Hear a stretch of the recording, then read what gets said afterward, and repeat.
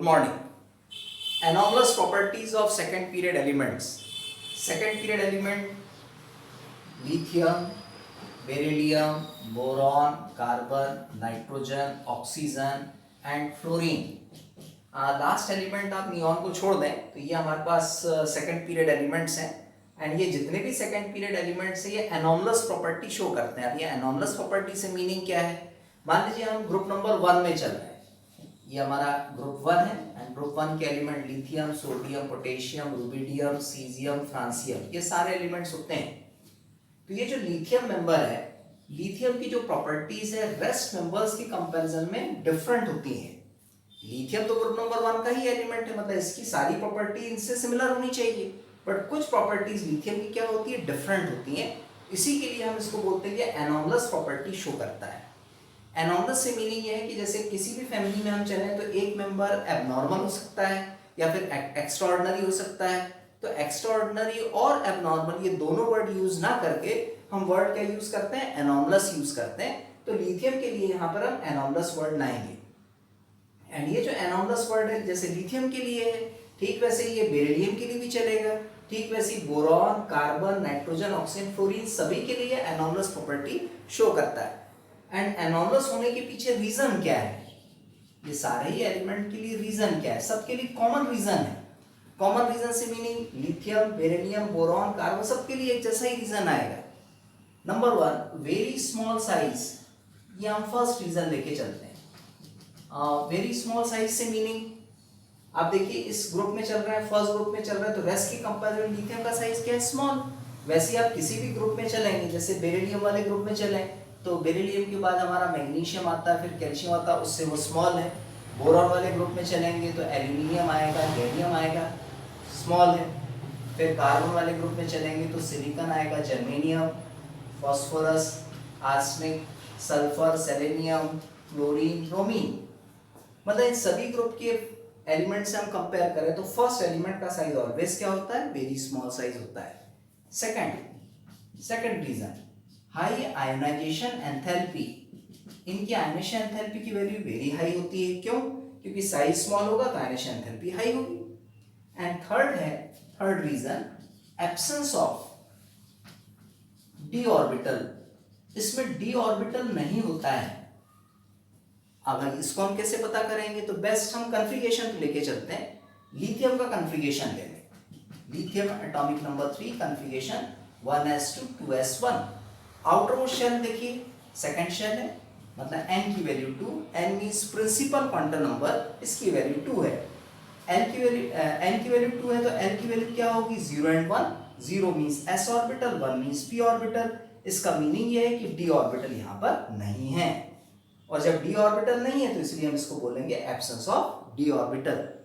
तो लिथियम के केस में ये सिचुएशन है, तो ठीक वैसे ही सभी में यही सिचुएशन होगी. फ्लोरीन में भी यही होगा. थोड़ा फ्लोरीन को चेक करें. Atomic number 9 configuration 1s2 2s2 2p5.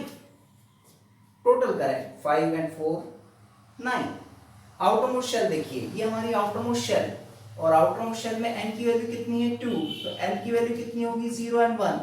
0 means s orbital, 1 means p orbital. इसका मीनिंग है d ऑर्बिटल यहाँ पर भी नहीं है. तो ये 3 इंपॉर्टेंट रीजन है जो एनॉमलस प्रॉपर्टी को शो करते हैं सेकंड पीरियड एलिमेंट्स के लिए. और ये सेकंड पीरियड एलिमेंट किसके लिए एनॉमलस शो करेंगे, तो रेस्ट फैमिली मेंबर्स के लिए एनॉमलस प्रॉपर्टी शो करते हैं. तो ये था हमारा एनॉमलस प्रॉपर्टी. अब हम आते हैं डायगोनल रिलेशनशिप पर. नेम से थोड़ा क्लियर है, diagonal.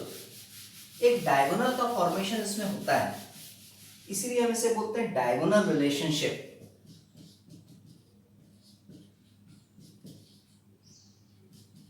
Diagonal relationship. Modern periodic table के period number 2 and period number 3, इसी में ये रिलेशनशिप होता है. और इसके भी कुछ एलिमेंट्स में group number 1, group number 2, group 13 and group 14, बस इतने ही एलिमेंट्स में होगा. Lithium, beryllium, boron, carbon period 3 में चलें, sodium, magnesium, aluminium and silicon. Lithium and magnesium में डायगोनल रिलेशनशिप, बेरिलियम एल्यूमिनियम में diagonal relationship and boron silicon में भी डायगोनल रिलेशनशिप होता है। डायगोनल रिलेशनशिप का मतलब यह है कि लिथियम मैग्नीशियम इस पेयर में मैक्सिमम प्रॉपर्टीज में सिमिलैरिटी होती है,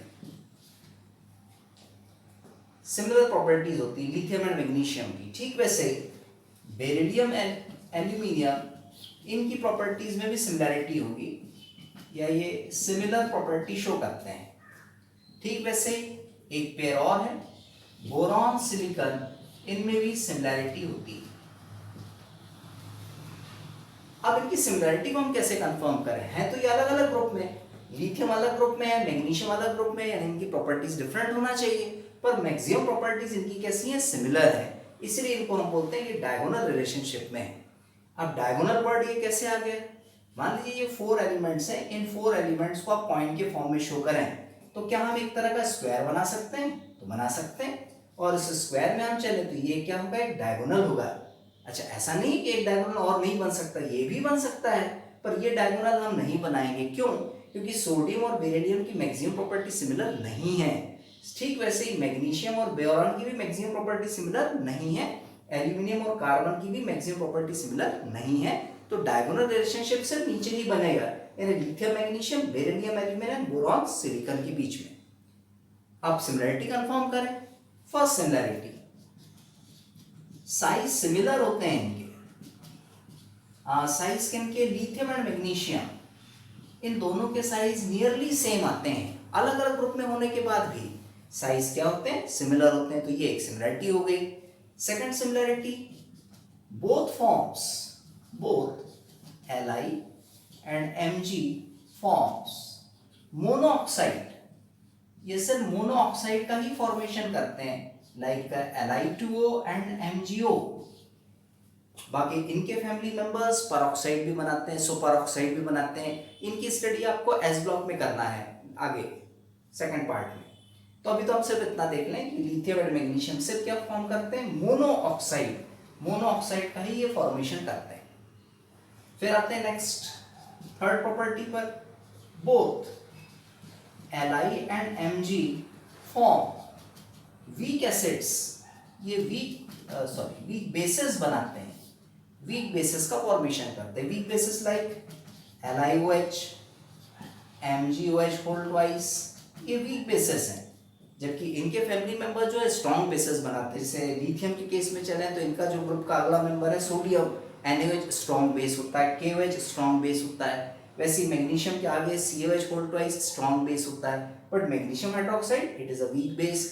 ठीक वैसे लिथियम हाइड्रोक्साइड ये भी वीक बेस होता है। एक और सिमिलरिटी है, बोथ रिएक्ट विद नाइट्रोजन, दोनों ही नाइट्रोजन से रिएक्शन करते हैं एंड फॉर्म करते हैं नाइट्राइट, और नाइट्राइट का ये फॉर्मेशन करते हैं। कैसे फॉर्म करेंगे? Lithium reacts with nitrogen and form lithium nitrite Li3n।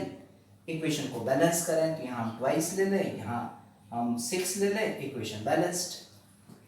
6Li 2 nitrogen balance. Name of the compound lithium nitrite. ठीक वैसे ही मैग्नीशियम, ये भी नाइट्रोजन से रिएक्शन करता है एंड फॉर्म करता है Mg3N2, मैग्नीशियम नाइट्राइड, इसका फॉर्मेशन होगा। इक्वेशन को बैलेंस करें, प्राइस लगा दे, इक्वेशन बैलेंस्ड।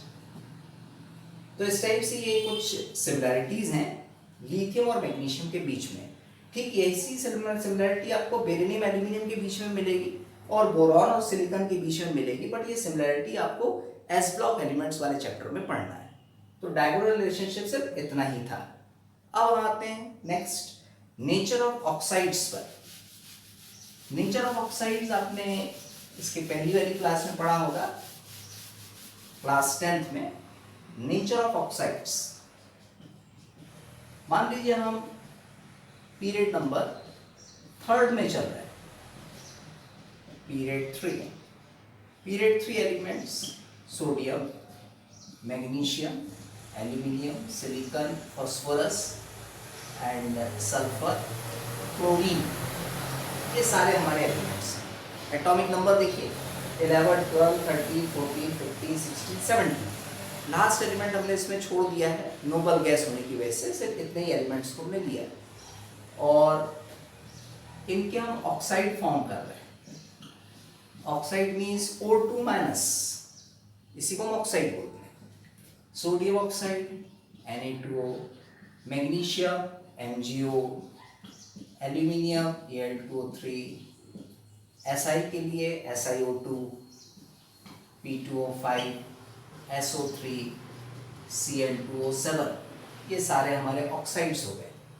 नेम सबके क्लियर है, sodium oxide, magnesium oxide, aluminium oxide, silicon dioxide, phosphorus pentaoxide, sulphur trioxide, dichlorine heptaoxide, सबके नेम आप जानते हैं।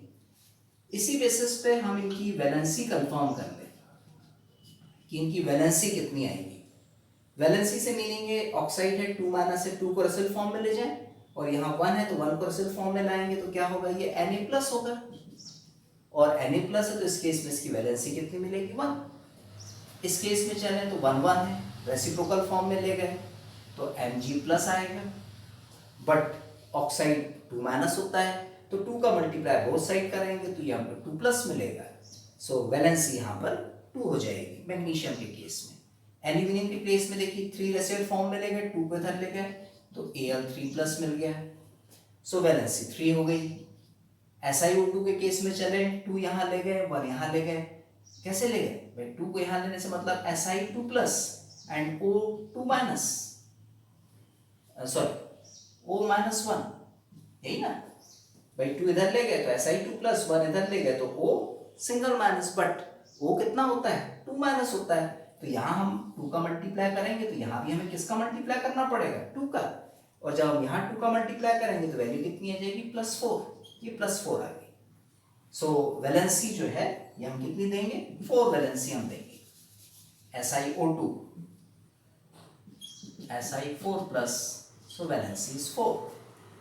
फिर देखिए 5 यहाँ ला रहे हैं 2 यहाँ ला रहे हैं, सो फास्फोरस +5, फिर यहाँ चल रहे हैं 3 यहाँ ले जा रहे हैं, ये इस केस में बढ़े S के ऊपर +3 O single minus, but oxygen -2 होता है तो 2 का मल्टीप्लाई यहाँ, तो यहाँ भी हम 2 का मल्टीप्लाई करेंगे एक जैसे, और 2 का मल्टीप्लाई किया तो सल्फर कितना हुआ +6, इट मीन्स वैलेंसी 6, ये 5।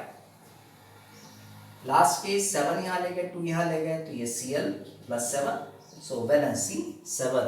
सो इस टाइप से हमने इनकी वैलेंसीज फाइंड करना है। और ऑक्सीजन के बेसिस पे यदि हम वैलेंसी देखें किसी भी पीरियड में तो लेफ्ट टू राइट जाते हैं तो वैलेंसी रेगुलरली इंक्रीज होती है, 1 2 3 4 5 6 7, इस टाइप से।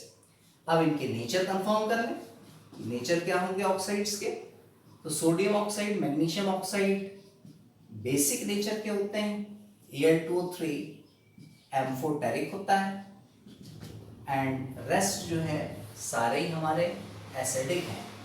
और इन सबके नेचर को हमको वेरीफाई करना है, कंफर्म करना है कि बेसिक क्यों है, ये एम्फोटेरिक क्यों है और ये एसिडिक क्यों है। बेसिक के लिए हम फर्स्ट चले Na2O, इसको हम वाटर में डिजोल्व कर रहे हैं, ये फॉर्म करता है NaOH, NaOH is a base, so इसका नेचर हो गया बेसिक। इक्वेशन को हम बैलेंस कर लें, ट्वाइस लगा देंगे तो इक्वेशन बैलेंस, चेक करें 2 Na बैलेंस है, 2 ऑक्सीजन बैलेंस है, 2 हाइड्रोजन बैलेंस है। सेम वैसे MgO, इसकी भी हम वाटर के साथ रिएक्शन कराएं एंड ये फॉर्म करेगा MgOH whole twice. Balancing check करें 1 Mg balance, 2 hydrogen balance, oxygen 2 oxygen balance, whole equation balance. ये भी बेस है तो इसका मतलब MgO का नेचर बेसिक होगा। Al2O3 पर आ जाएं, Al2O3 एम्फोटेरिक है, इसका मीनिंग एसिड एंड बेस दोनों के फॉर्म में वर्क करेगा, तो एक बार हम इसकी रिएक्शन एसिड से करा देते हैं, एसिड लाइक HCl, तब ये वर्क करेगा एज अ बेस, एंड इस सिचुएशन में AlCl3 का फॉर्मेशन होगा प्लस वाटर रिमूव होगा। इक्वेशन को बैलेंस करें, ट्वाइस लगा दें 6Cl, यहाँ 6 करें, यहाँ थ्राइस कर देंगे, whole equation balanced. Aluminium chloride and water का फॉर्मेशन, सॉल्ट एंड वाटर ये बन गया, रिएक्शन न्यूट्रलाइजेशन हो गई। Al2O3 किस फॉर्म में वर्क किया, बेस के फॉर्म में वर्क किया। एक रिएक्शन और है, Al2O3 reacts with NaOH and NaOH के साथ रिएक्शन करेगा तो ये फॉर्म करता है NaAlO2 प्लस वाटर। इक्वेशन को बैलेंस कर लें।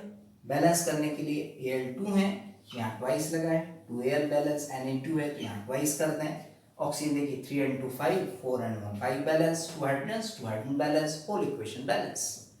NaOH बेस है तो Al2O3 वर्क करेगा एज एन एसिड।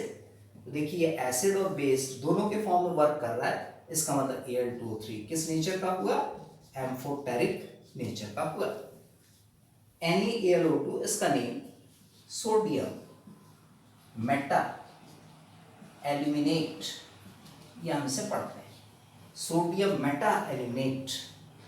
तो इस टाइप से ये हमारे एम्फोटेरिक बिहेवियर को कंफर्म करते हैं। अब आते हैं एसिडिक नेचर पर। इनके एसिडिक नेचर को किस तरह से हम वेरीफाई करें। फर्स्ट है SiO2 सिलिकॉन डाइऑक्साइड। वाटर में यदि मान लीजिए हमने इसको डिसॉल्व कर दिया तो ये सैलिसिक एसिड बनाता है, H4SiO4 सैलिसिक एसिड। इक्वेशन की बैलेंसिंग चेक करें, 4 हाइड्रोजन तो ट्वाइस करें, 2 and 2 4, 4 oxygen, whole equation balanced.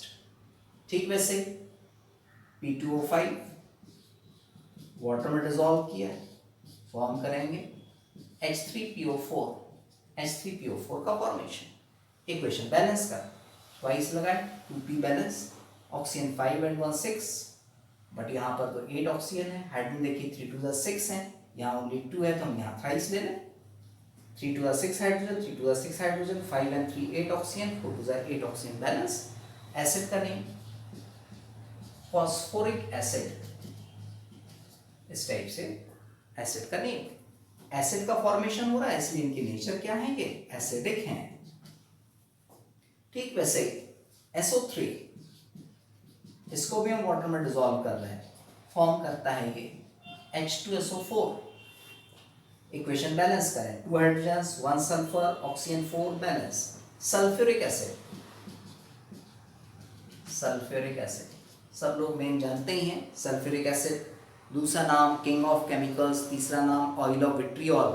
तो इस टाइप से 3 अलग अलग नाम है H2SO4 के। एसिड का फॉर्मेशन सो ये भी क्या है, एसिडिक नेचर का है।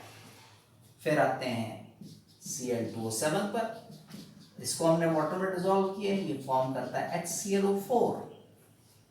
इक्वेशन को बैलेंस करें, हाइड्रोजन 2 टाइम्स तो ट्वाइस कर दिए, Cl2 बैलेंस, ऑक्सीजन देखिए 4 to the 8, oxygen 7 and 1 8, equation balanced. Acid का नेम पर क्लोरिक एसिड। पर क्लोरिक एसिड का आपने फॉर्मेशन किया, इसका मतलब इसका नेचर भी क्या है, एसिडिक है। सारे ही एसिड्स का आपने फॉर्मेशन कर दिया। तो इस टाइप से हम ये एसिडिक प्रॉपर्टी को वेरीफाई करते हैं, ये एम्फोटेरिक प्रॉपर्टी और ये हमारी बेस की प्रॉपर्टी। और एक चीज़ है यहाँ कंफर्म करें, पीरियड में हम लेफ्ट टू राइट जाते हैं तो जो नॉन मेटलिक कैरेक्टर है वो इंक्रीज होता है। Cl सल्फर ये नॉन मेटल का कैरेक्टर है, और शुरू में सोडियम मैग्नीशियम ये मेटल है, ये आपने पढ़ा हुआ है। लेफ्ट टू राइट जाएंगे, नॉन मेटलिक कैरेक्टर इंक्रीज होगा, मेटलिक कैरेक्टर डिक्रीज होगा। और डाउन द ग्रुप में यदि हम कहीं जाते हैं तो मेटलिक कैरेक्टर इंक्रीज होता है, नॉन मेटलिक कैरेक्टर डिक्रीज होता है। तो इस टाइप से कुछ प्रॉपर्टीज थी हमारी। Thank you.